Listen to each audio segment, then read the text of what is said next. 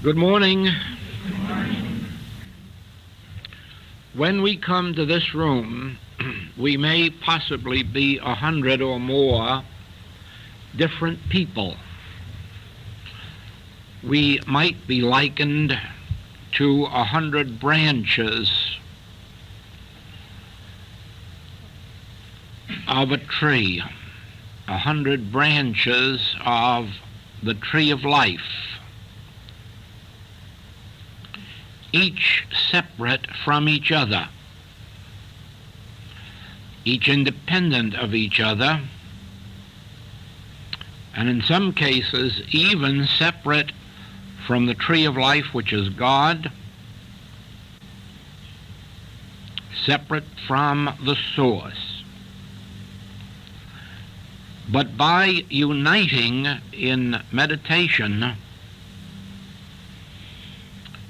we unite in God and in each other. We come together as branches of the tree of life, but connected with the tree of life, and by virtue of the fact that we are connected with the vine, we are also one with each other.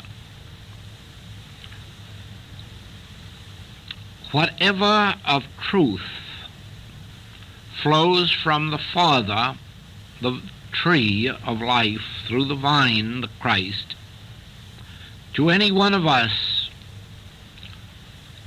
reaches each one of us.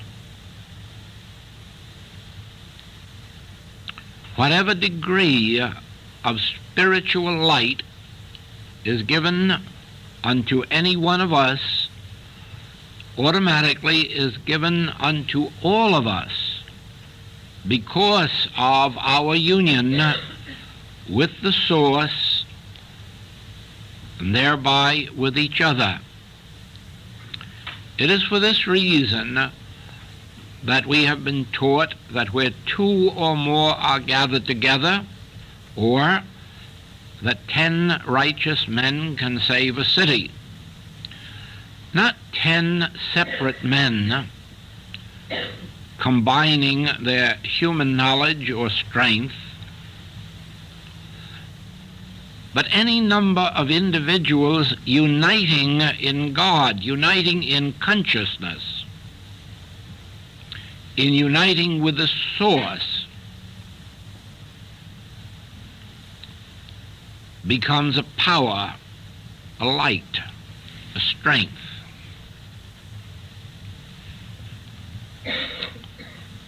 When we unite in meditation, whether there are two of us or more than two, whenever we unite in meditation, we unite for no selfish purpose and no personal purpose. We unite only that we may have fellowship in God, that we may unite as brothers and sisters of the household of God, a spiritual family united in God consciousness, so that we may be heirs, but joint heirs,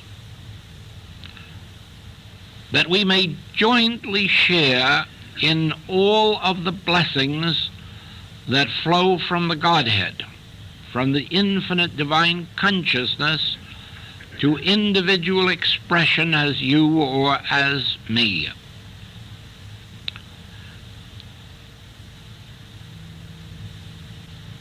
We cannot unite in meditation too often. The more often we unite in meditation, the more we are bringing ourselves into conscious union with our source, into conscious at-one-ment or oneness with the waters of life, the bread of life, the staff of life.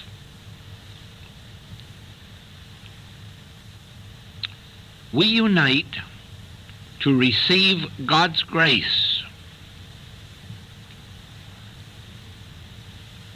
Not that I should receive God's grace and not you, not that you should receive God's grace and not I, but that we might jointly receive God's grace. And to what end? Not that I may selfishly benefit, or not that I alone may benefit, or you, or we. Ah, no. When the grace of God is received in your consciousness and mine, it is not something static that is embodied somewhere within our frame. It is a light that permeates us and flows out through us and from us. And since there are no barriers to the activity of spirit, this light which we have received in our union with our source flows out through these walls and windows into the world and becomes a leaven. Somewhere, anywhere, where an individual is raising their thought to God, regardless of what concept of God they may entertain. It may be a paganistic concept of God, a Hebrew or a Christian concept of God, an Oriental concept of God, of any one of the Oriental thoughts. But regardless of what concept of God an individual entertains, whether they be in a hospital, a prison, an institution, or whether they be walking the earth free, or in some nation where they are in slavery, if they are lifting their thought above human power, above human aid, to something in the nature of the divine, be assured that the light which goes out from us and through us because of our meditation reaches that receptive soul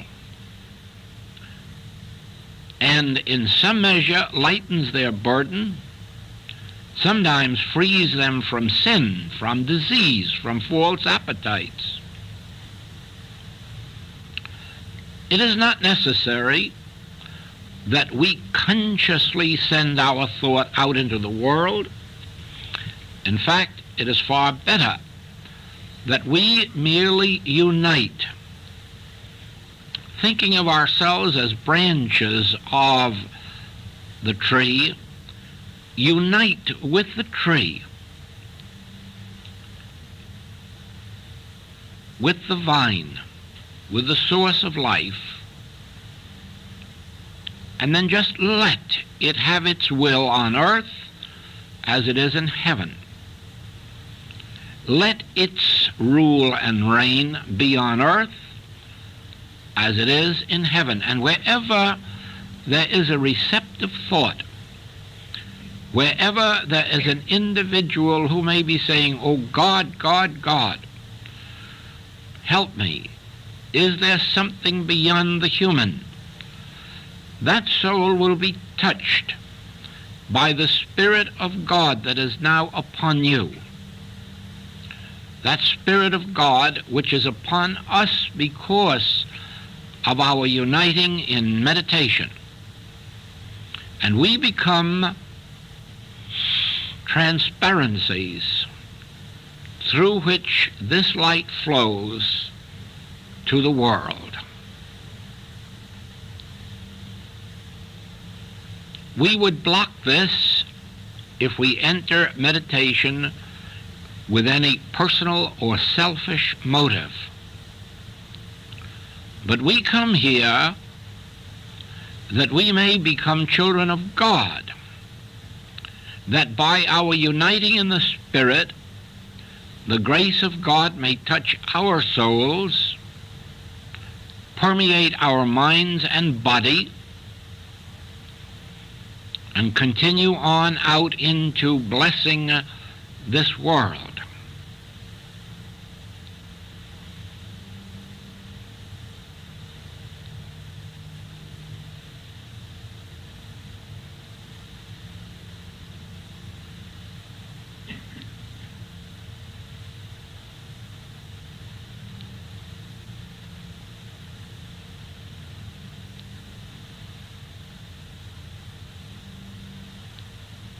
We remember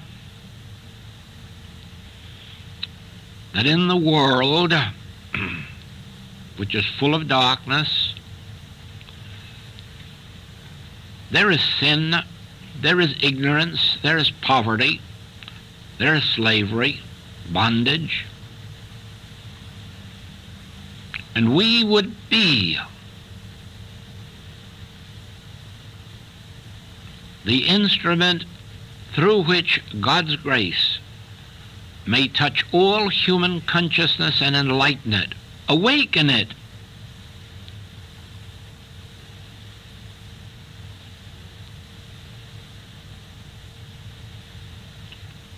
That all mankind may be free.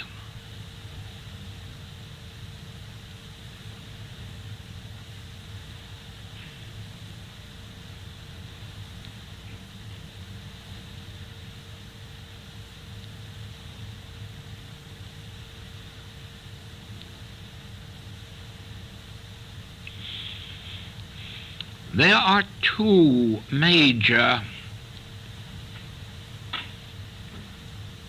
steps in our spiritual life, and in the first step, it is those who have gone a spiritual step beyond us, let us say the teacher, who helps us with our problems, shows by example what the attained Spirit of Christ will do, helps to smooth our way, by uniting with us in meditation, lifts us to a higher, deeper, richer meditation,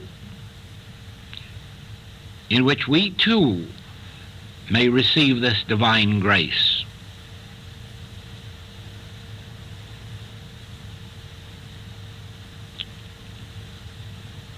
The second step is when we realize that someday the Master will say, if I go not away, the Comforter will not come to you. And therefore, work. Work while it is yet day. Work while the teacher is yet with you to help, to inspire, to lighten. Because the day will come when you must walk on the waters yourself, when you must live your own spiritual life, and the day in which you must be dedicated, ordained, that you might heal the sick, feed the hungry, bring light to the ignorant. No one may escape the responsibility of the Son of God. I will read from the Gospel of John. In the beginning was the Word, and the Word was with God, and the Word was God. The same was in the beginning with God. All things were made by him. Without him was not anything made that was made. In him was life. In him, in God, was life. And the life was the light of men. The life of God was the light of men. And the light shineth in darkness, and the darkness comprehended it not. There was a man sent from God, whose name was John. The same came for a witness, to bear witness of the light, that all men through him might believe. He was not that light, but was sent to bear witness of that light. That was the true light, which lighteth every man that cometh into the world. He was in the world, and the world was made by him, and the world knew him not. He came unto his own, and his own received him not. But as many as received him, to them gave he power to become the sons of God, even to them that believe on his name, which were born not of blood, nor of the will of the flesh, nor of the will of man, but of God. And the Word was made flesh, and dwelt among us. And we beheld his glory, the glory as of the only begotten of the Father, full of grace and truth. The Word was God. God is the Word, the infinite. But God sent his only begotten Son into the world, into the consciousness of men.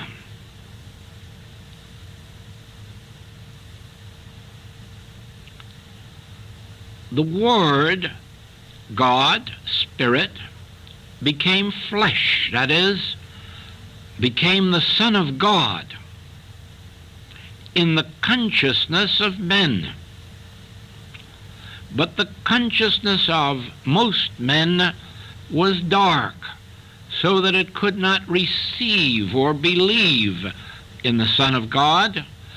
But to those who could receive, to those who had some measure of spiritual intuition and could perceive, to them the Son of God came and was received and made it possible for us, that is men, to likewise become sons of God. And now let us watch this as this takes place in your consciousness and mine. Think of yourself first as you were a human being before you learned of a spiritual message. When you thought of God as some far-off being, probably sitting on a cloud or up in heaven, when you thought of God as a sort of superhuman being, a sort of super father who rewarded you when you were good, if he happened to notice it, who punished you when you were evil, which he always noticed. In your darkened days, when you thought of God as a sort of super Santa Claus, whom if you could please would condescend to do something for you, and if you displeased, would hold you in some kind of darkness or punishment. Now think of yourself at that time, and if you can, try to remember how completely separate and apart you were from a divine influence, from a divine presence or power. How in that darkened stage you had to depend on yourself alone for your progress through life. Earn your living by the sweat of your brow. Study the hard way, the difficult way. Go through life subject unto all of its laws, health laws, economic laws, legal laws, many of them unjust, under the domination sometimes of family and sometimes of government, depending where you lived. Think of yourself in those days with no access at all to anything of a spiritual nature that could solve your problems for you, or that could be of help to you in an emergency. And then, let me say this to you. At that very time, this Word that was made flesh, the Son of God, dwelt in you. It was in you, but with so much darkness that you could not perceive it. You did not know that it was there. It was a spiritual darkness. It was a spiritual darkness brought upon you by an ignorance of this truth. You did not know that within you, closer to you than breathing, was this Word made flesh, the Son of God, the light of the world, the creator of the world, of your world.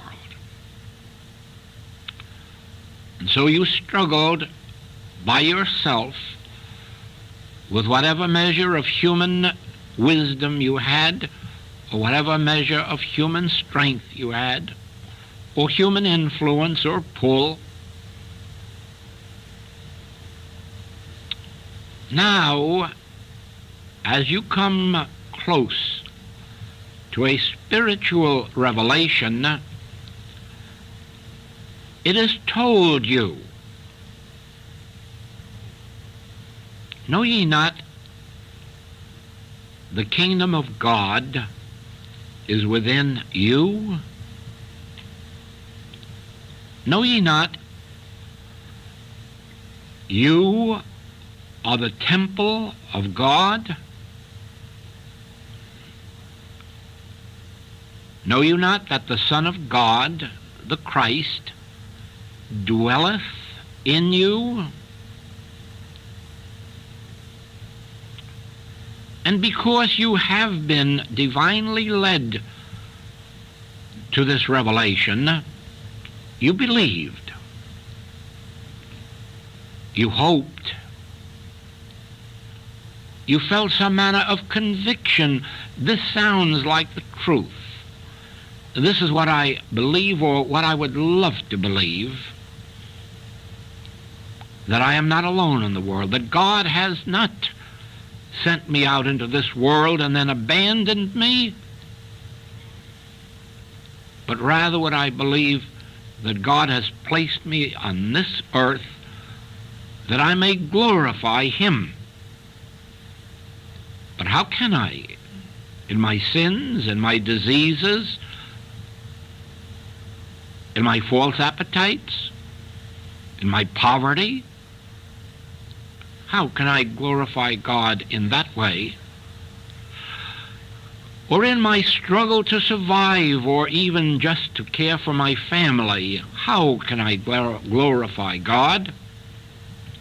The answer is you can't.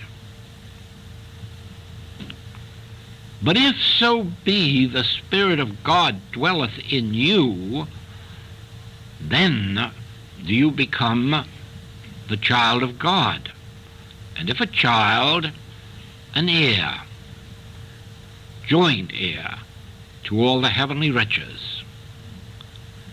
And so your first instruction in spiritual wisdom reveals to you that you are no longer to look up into the skies, that when you hear this, I shall look up into the hills, from whence cometh my help. I will know that hills or mountains refer to those high places in consciousness, the higher estate of consciousness, the higher places in my consciousness, so that when I turn to the highest sense of myself, when I turn to the Christ of God that is lifted up in me, turn to this kingdom within me, I am looking into the hills, I am on that mountaintop for 40 days of communion with this Christ that is within me. Now my vision turns within and upward. Upward within me. Up into the high places of my consciousness, where I will discern that the Word has become flesh and dwells in me. We will learn now what happened to Saul of Tarsus on the road, when in a blinding flash he is blinded to all of his ignorance, to all of the past, to everything that he knew before. He can no longer see it, no longer is aware of it. And then, when all of his former beliefs have been wiped out,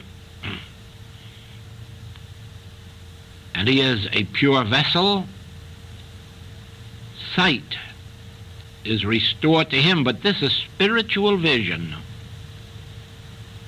And now he knows the light is shining within me. The light, which is Christ, is shining within me. The Son of God has been raised up in me. And then for about 9 years he retires from the world to dwell alone with this secret, with this sacred secret. He communes with this Word made flesh within him.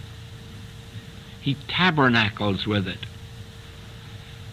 He learns not to live so much on the physical sense of life, not so much concerned with the physical sense of life, with the physical needs or physical wants or physical fulfillments. Now he is lifted up in consciousness, and he is living mentally. He is living in his mind. He is tabernacling in his mind with this spirit that has been raised up or born in him. Born in a manger, as you can see, born in a lowly mental environment, that of Saul of Tarsus. He who was humanly wise but spiritually ignorant, In this manger the Christ is born.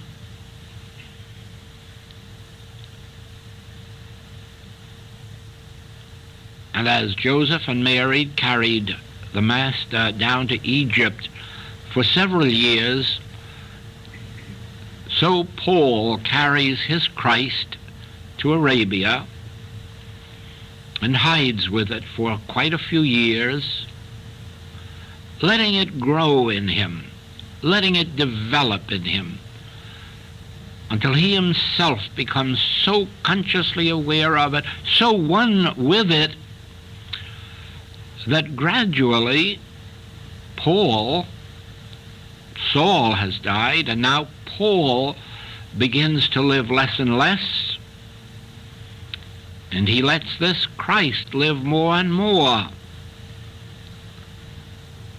until the day comes when the Christ can say to Paul, begin your ministry. Go out into the world and preach me. Preach to all men that I, the Word made flesh, dwell in you. Not only in you, Paul, to all those you address.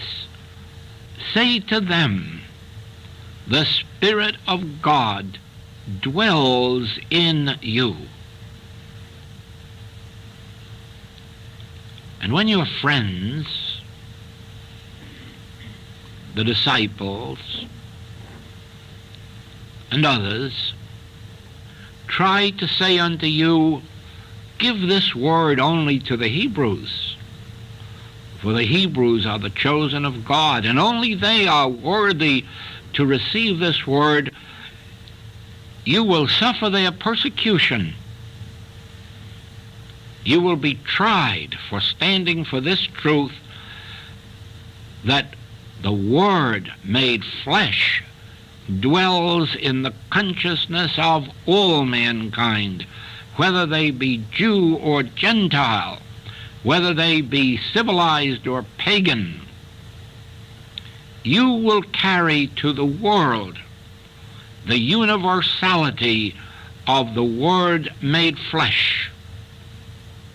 You will break this bondage to one religion, to one teaching, to one teacher. You will break this and reveal to all mankind that the Word has become flesh and dwells in the consciousness of all men, awaiting their recognition.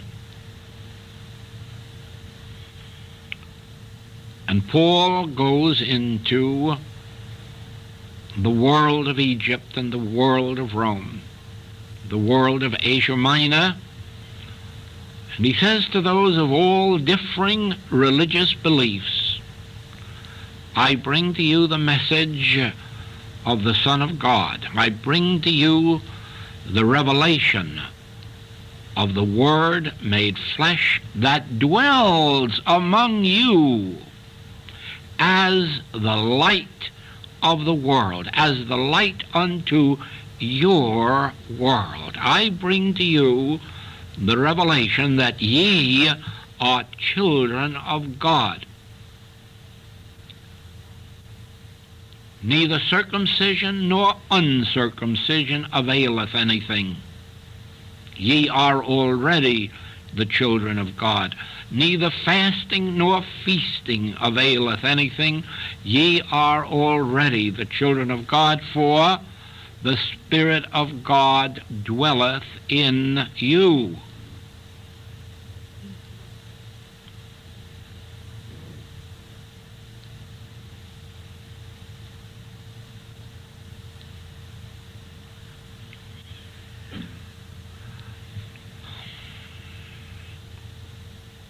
This is the revelation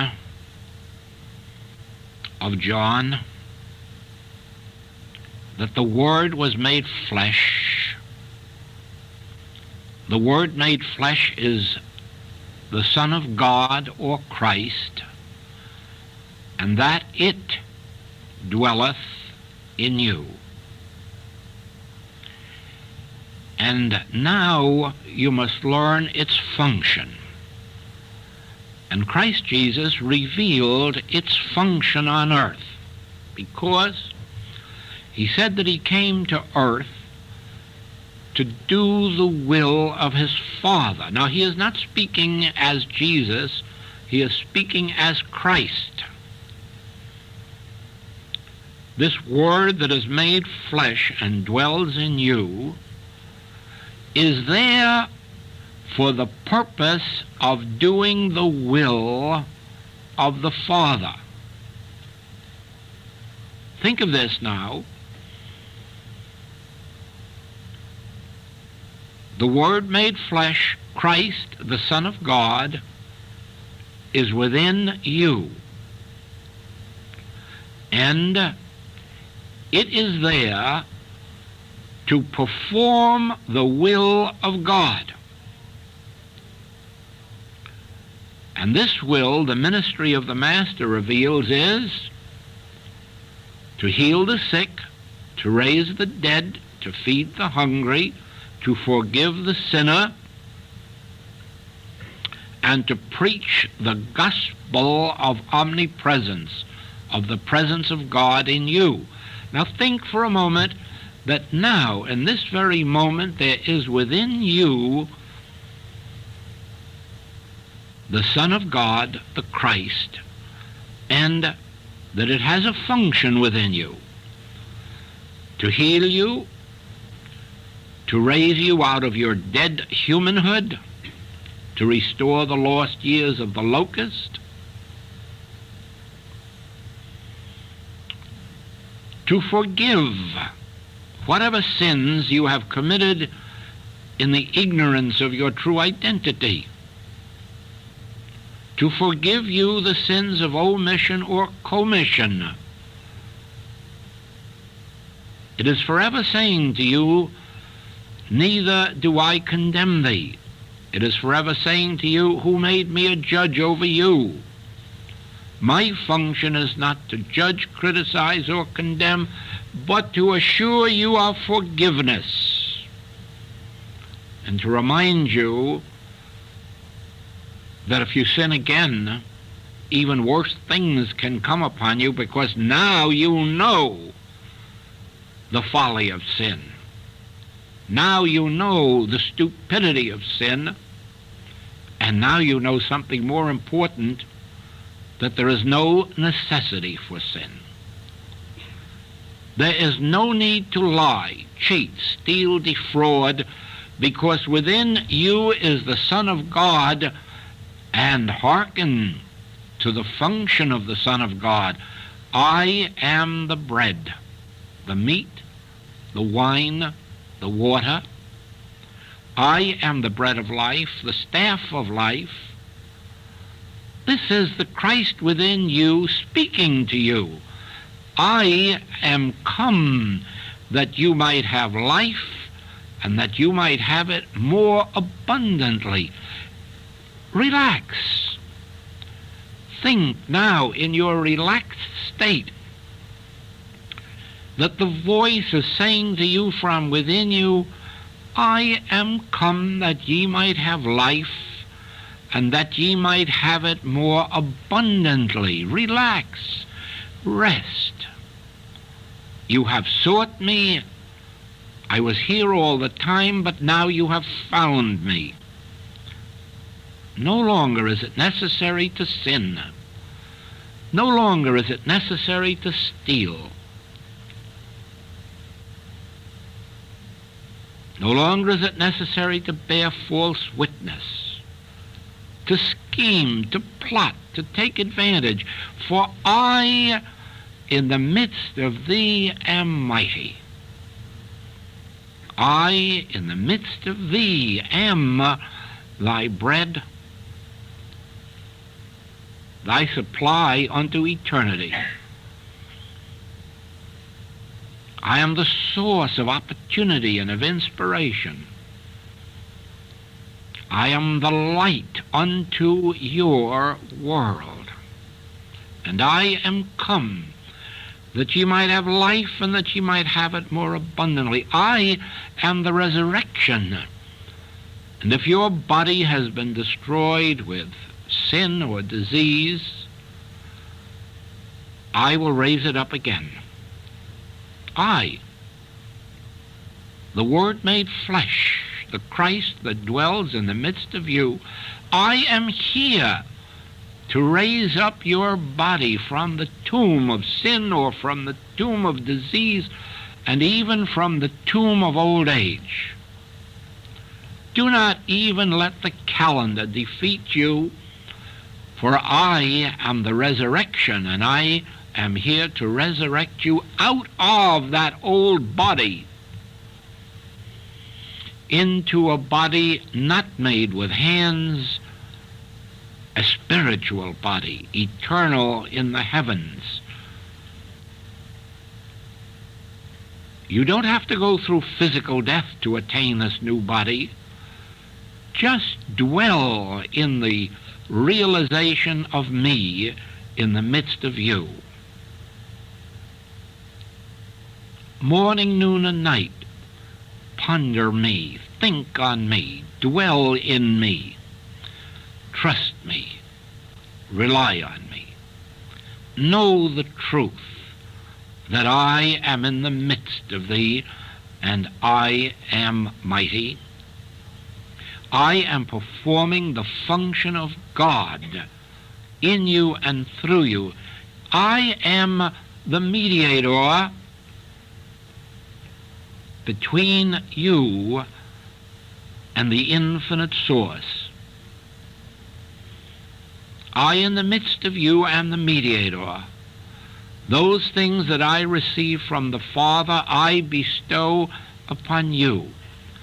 The gift, the grace, the strength, the healing power, the redemptive power, the forgiving power, which has been given to me of the Father, I, in turn, give unto you. Look unto me and be saved. Believe in the Son of God. Believe only in the Son of God, and that the Son of God, the Word made flesh, the Christ, is in the midst of you. Since before Abraham was, I am here in the midst of you, I will never leave thee nor forsake thee. Even if your parents forsake you, I will not forsake you. I will be with you unto the end of the world. I will go before you to make the crooked places straight. That is one of my functions. As the Son of God, the light, I am to light your way, to go before you, to light your way, to make the crooked places straight, and to prepare mansions for you. All of this Scripture reveals is the function of the Son of God, the Word made flesh that dwells among us, to go before you, to walk beside you, to walk behind you. Omnipresence. So that if temporarily you are making your bed in hell, be not afraid, I am with you. If you mount up to heaven, of course, I am with you. But if you are walking through the valley of the shadow of death, thou shalt fear no evil, for I, the Word made flesh, the Christ of God, am with you, and my function given to me of the Father is to heal, save, redeem, forgive, uplift, rebuild, renew, resurrect, and on the last day, ascend.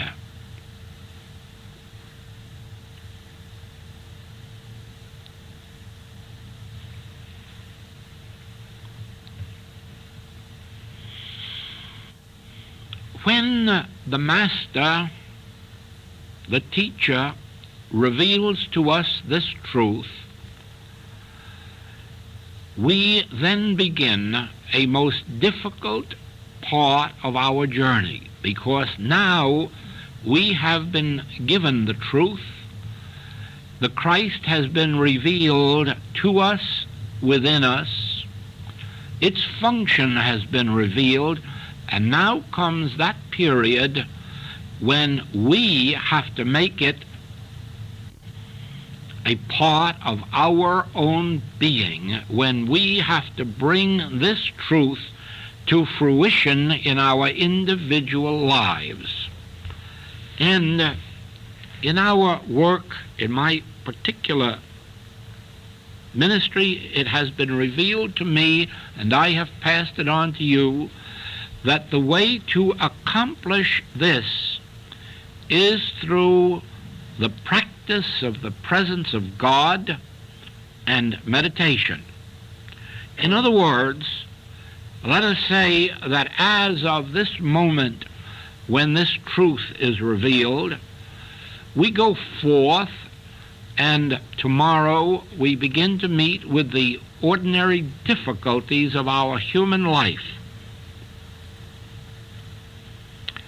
Here is where your function begins, because before you ever leave your home, you will have to pause for a contemplative form of meditation in which you will consciously remember, this is the day the Lord hath made.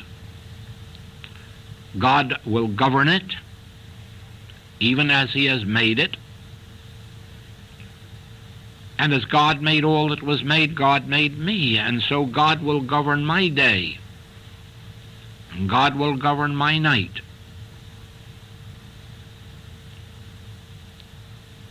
And this Word made flesh that dwells in me will be before me all day.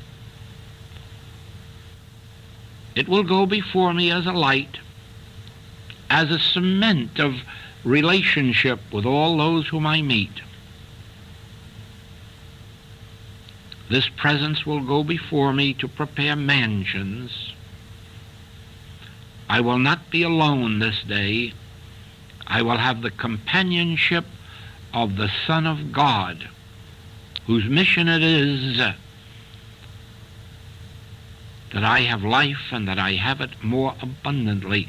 And then when you are out in the world and problems begin to come, again it will be necessary to turn within, even for the blink of an eye, and remember, he performeth that which is given me to do. He perfecteth that which concerneth me. There is this he in the midst of me, this Word made flesh. There will be meal times at which it will be oh so necessary to remember, but for the grace of God there may not be a meal time, but the grace of God assures through this presence in me that there always will be a meal time, not only for me, but 12 baskets full left over for me to share with the multitudes.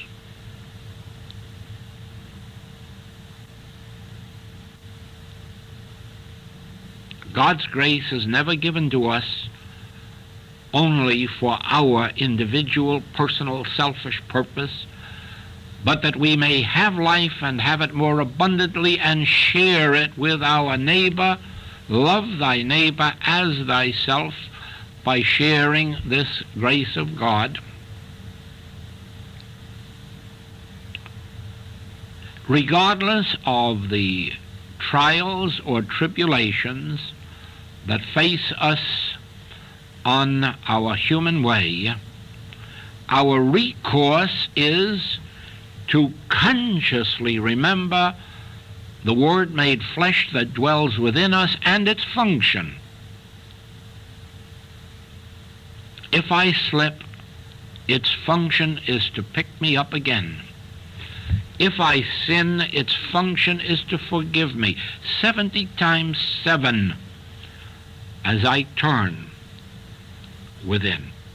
As long as I do not put my faith in princes, somebody out here in high human places, as long as I am not looking to man whose breath is in his nostril,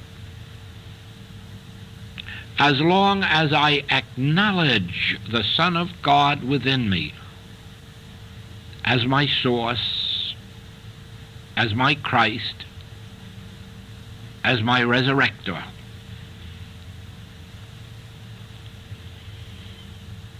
thou wilt keep him in perfect peace, whose mind is stayed on thee, on this Word made flesh that dwells among us. Very soon, this practice of the presence becomes second nature to us, and we can hardly draw a breath without realizing that but for the grace of God we couldn't draw it. The body itself can't breathe. Do you know that the body of itself can't even stand on its feet? Did you know that a body separate and apart from consciousness collapses and falls down? Over and over it is necessary that the Word became flesh and dwells in me. Then, when this has become second nature to us, and we cannot live a moment without a conscious realization of the function of this Spirit of God in us, we take the next step of perceiving that this is a universal truth, that this neighbor whom I meet on the street, in the shop,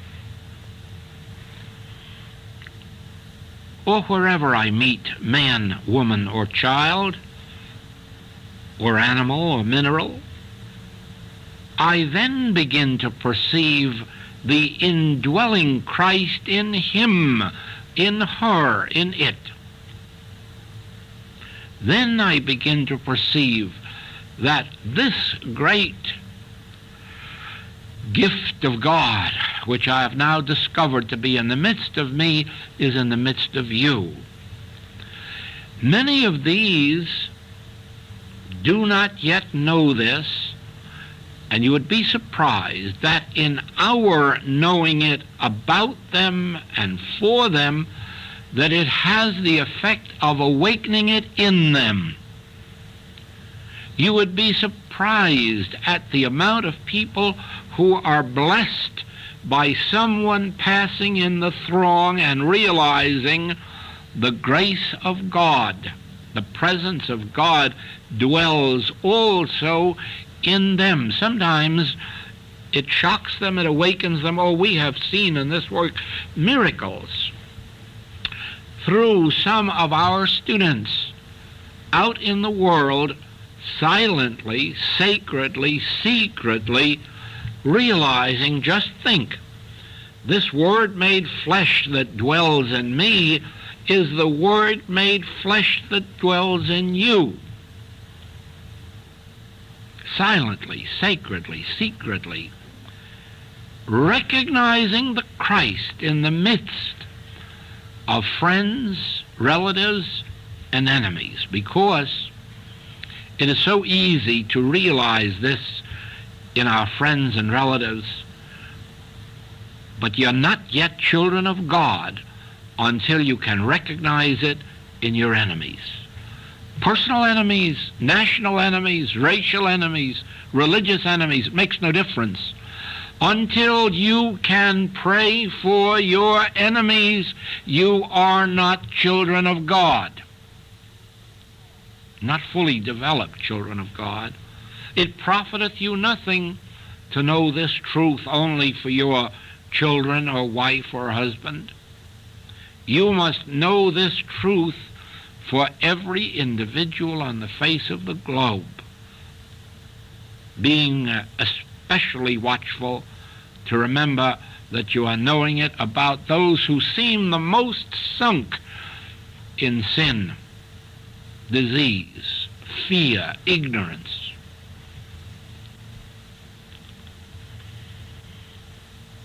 When the full significance dawns upon us of the meaning of the Word made flesh that dwells among us on this earth, and that it is the mediator between God and man, and that we have this mediator in our consciousness, we have this presence and power of mediation, and therefore all that the Father intends for us individually to have is ours by the grace of this realized, raised up Son of God in us.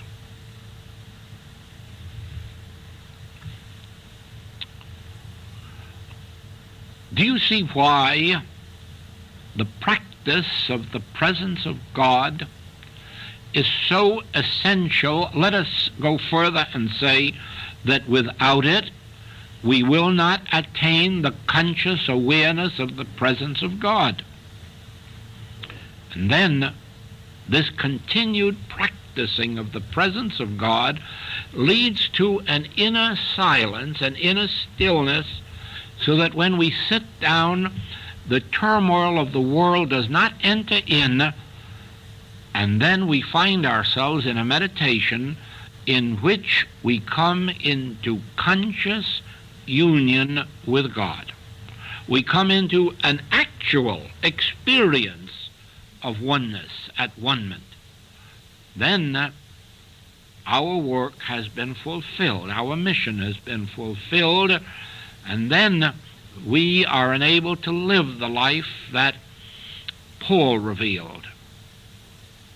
I live, yet not I. It is the Christ that is living my life. I'm a witness now to the Christ that is living my life. I am a beholder of its glory and of its function.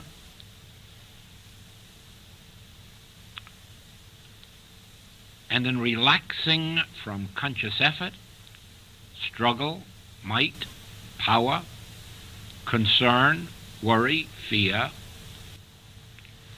the glory of God can be made manifest through my personal life, so that all men may witness it and say, ah, yes, when God is come, when the Spirit of God is come to individual life, it is a life of glory, of service. No one's life becomes glorified that he may just go through life on cloud nine. One's life is glorified that it may be a service and a dedication to the Creator of all, the Spirit of God that dwelleth in us. Thank you until, I hope, next Sunday morning.